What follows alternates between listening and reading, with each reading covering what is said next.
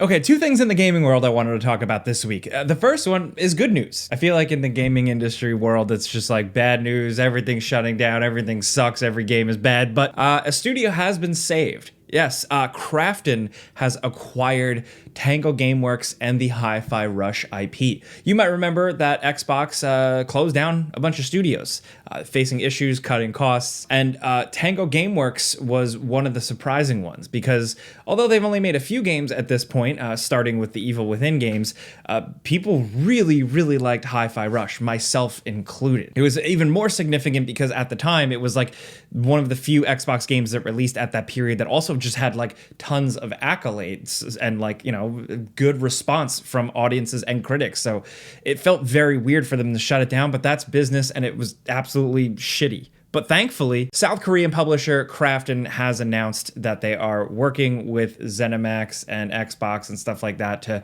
ensure a smooth transition, and then they are going to own Tango Gameworks and they are going to continue to make games and specifically work on the Hi-Fi Rush IP. This is good news for like not a hot take. Like this is obviously good news because I like Hi-Fi Rush and I want to see more of it. It's also good news in the sense that it's a trend I hope continues in some way. We've seen a lot of studios be shut down unceremoniously, suddenly, with interesting games and projects and even things in the works just totally dropped. It's happened forever in the game industry, but there's also been times where studios and things have been saved. We haven't seen it a lot lately, but here, this happening is good, and I really hope it marks a continued trend. Because I personally think that like studios and studios making good games and those good games themselves, that IP or whatever, should exist whether or not like the parent company is doing business right. Like if they suck, that's their problem, right? It shouldn't be the actual game that was made that was good. Obviously, I know there's so much more like business stuff in that and business people are going to yell at me, but I don't know. I just like good things and I want them to succeed. And with Hi-Fi Rush, it's interesting because Krafton, the South Korean publisher, is a little bit different. So if you're unfamiliar, their main thing really is PUBG and PUBG Mobile. That's huge. That's their main moneymaker. So you hear live service games, Korean publisher, you kind of just like assume what they usually go for, but they've also published more interesting things like the Subnautica games. So they do understand smaller scale projects, and I think it is right now, it's like the war for intellectual property, and they saw something cool in Hi-Fi Rush and they went for it. Hi-Fi Rush to me looks like something that could be turned into an animated show that kids would fucking love on Cartoon Network. Oh, Cartoon Network doesn't exist now anymore. That's right. That's another thing that happened this week.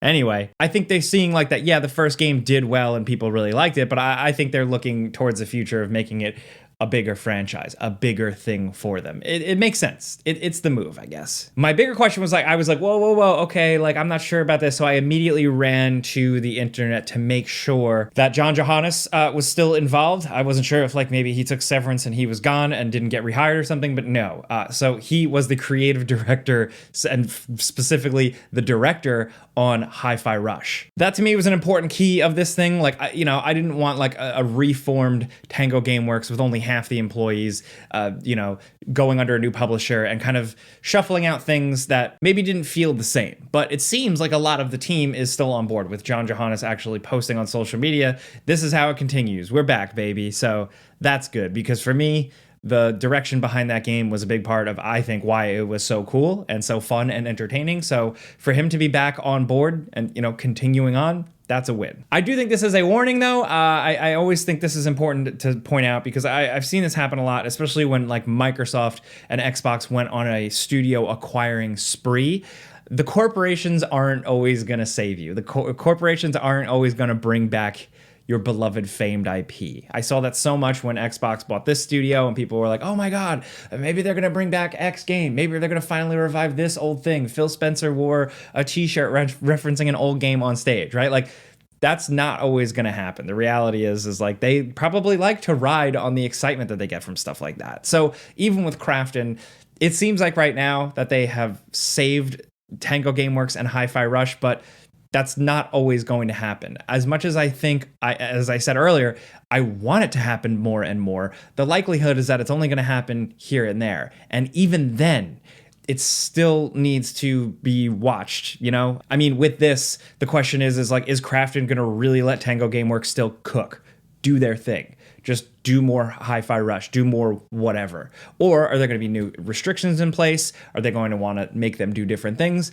That we don't know yet. So it's like I say with a lot of news stories, I say it on the Game Ranks Friday show and stuff like that, we got to really see the action more than just like the words or the announcement here. I still think this is a positive, but I'm curious to see how it actually goes down. I still like ultimately needed a surprise win, a cool thing this week, so I definitely wanted to talk about that. But if you are new here, this is what I do. Every week I do two things. I take two interesting news stories, things that I'm just passionate about, things I find interesting, things I just want to chat about, and I do that here. This is different than the Game Ranks Friday news show that I do over there, where I just talk about all the news. Here I just dive into stuff that I find interesting. You know, the stuff that may not always be more clickable, but, you know, it's just, you know, what I want to chat about. I got a yap. Hey, now, before we keep going, let's talk about the sponsor of today's video. It's a longtime sponsor. It's Factor. If you're new around here, Factor delivers fresh, never frozen, dietitian-approved meals right to your doorstep. They're simple, delicious, good meals that heat up in the microwave, 2 minutes and you're good to go. Me personally, I've been traveling a ton lately, and just knowing that these are getting delivered to my door right when I get home so I have lunches prepared for me has been a game changer. I don't have to lose time cooking, doing meal prep, shopping at the grocery store, anything like that. With Factor, I'm just good to go. They have over 35 meals to choose from per week. Like they have keto, calorie smart, vegan and veggie options. You can get meat, seafood, whatever you want, and you can customize and figure out how many meals you want sent to you.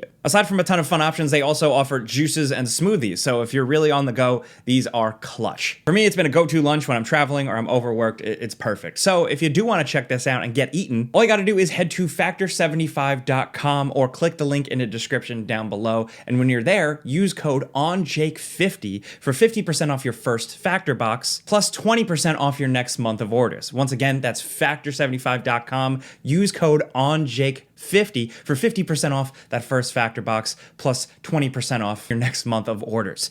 Big thanks to Factor for sponsoring this video. Now let's get back to it. The other bit of news this week is Halloween games. That's cool. It's almost Halloween, right? Is it? What is it? August?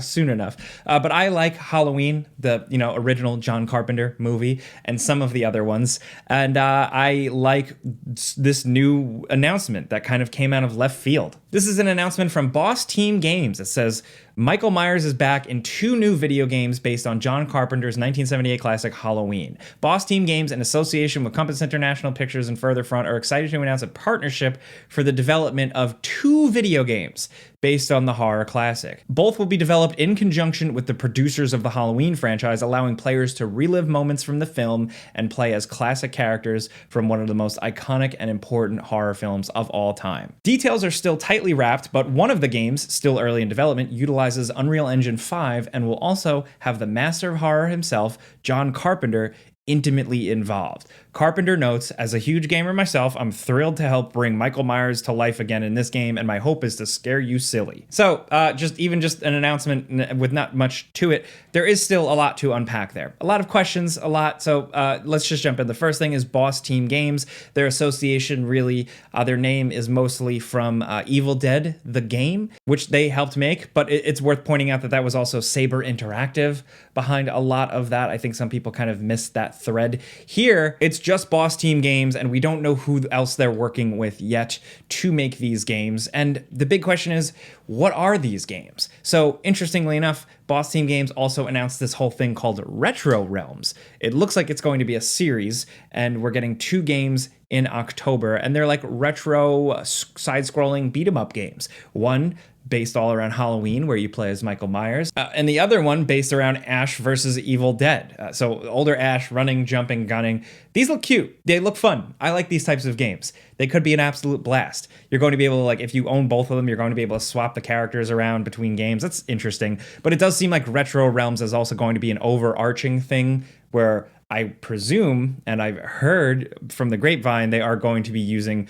a bunch of other different horror, like iconic horror franchises and stuff for little retro games like this. So that's cool. But my question is these bigger games, or these so-called bigger games, especially the one based in Unreal Engine 5 and with John Carpenter involved. That's interesting because there's not too much to glean on with this press release, right? It says John Carpenter's intimately involved. You could just say that. We don't really know how intimately involved he really is. And he is famous, as cool as he is, man, and the great things he's made. And I love the fact that he actually is on record. Like, he's like a very legitimate video game player. He tweets, he posts about video games, he's played games forever. But he's also very famous for loving the fact that he can just take a paycheck and ride out the Halloween gravy train. He's been very upfront about that, which, I mean, respect, whatever. Honesty is great. But I wonder how much he's really in the trenches with this thing. Is he really out there, like, helping with the creative director? Like, is he really advising on a Halloween game? I hope so, but I think that remains to be seen. The other question, of course, is like, what are these games? I think myself and many other people out there would love just a third-person game with good graphics where you just walk around as Michael Myers and murder people.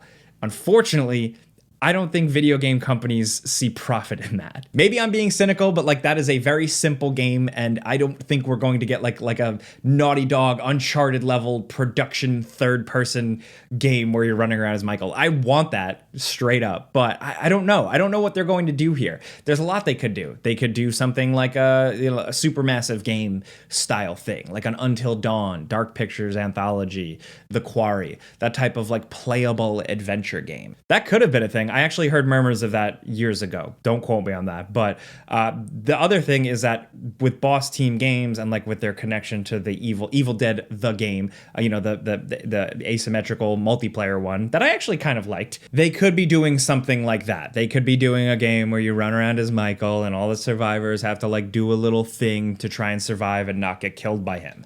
I sound like I'm not into that because, well, frankly, I'm not. We have enough of those. You know, the Ash, the Evil Dead game, that was cool. And the Predator one I actually kind of liked as well for a little while until they screwed some things up with that. And then there was the Friday the 13th one, which was also really good. But I don't think we need another one. I really just want to live in like the cinematic feel and vibe and tone of the early Halloween movies. To me, it's almost similar to like the Indiana Jones game, where I'm more into the Indiana Jones game than new Indiana Jones movies, because like in the digital world, it does feel like I can just live in that sandbox, in that world forever and not be distracted by like modern movie making or, you know, CGI face Harrison Ford or anything like that. Halloween had like a fake Dr. Loomis in the last one. So I don't know, like I would love the games to just be an encapsulation of like the feel of the original John Carpenter Halloween vibes, but I don't know. I really don't know where they could go with this, but I am excited still. I know I bitched and complained a lot and like nitpicked things, but ultimately I think there is potential for something cool. I think Halloween is a great franchise for all its ups and downs. I even liked most of the new Halloween trilogy, which I know is like a controversial statement. You know what I will say with the John Carpenter involvement? Let him make the music. All right, let him make the music for this game. That would be sick as hell. If anything, like if he just wants to sit back and get paid, let him come up with a couple of tunes, please. So I just got to know from you guys, like, what do you want from a Halloween video game? Do you want to play an Until Dawn style game where like you're all trying to like you're playing through a story involving Michael, or do you just want to run around and press the murder button? I think ultimately that's more what I want. But like, what are you thinking with this? Do you want multiplayer? Do you expect it to be an asymmetric multiplayer thing?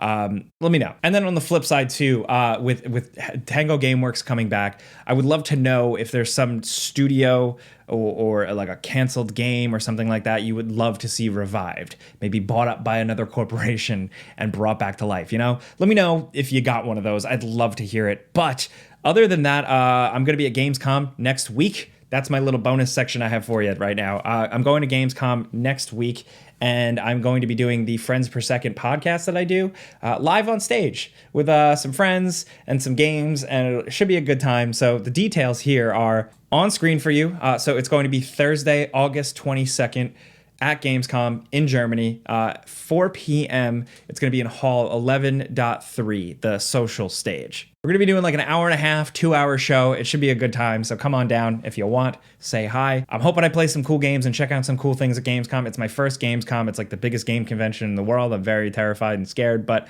hopefully it's good. So yeah, hope to see you there. Details will be linked. But let me know what you think about the stories we talked about today. Of course, like I had said before, thanks to the sponsor for this video. But thank you to you guys for watching. This video is a little delayed, but these always usually come out Wednesdays. Every Wednesday I talk about 2 things. But thank you for watching. I'm Jake Baldino. Subscribe because video games, pizza's on me.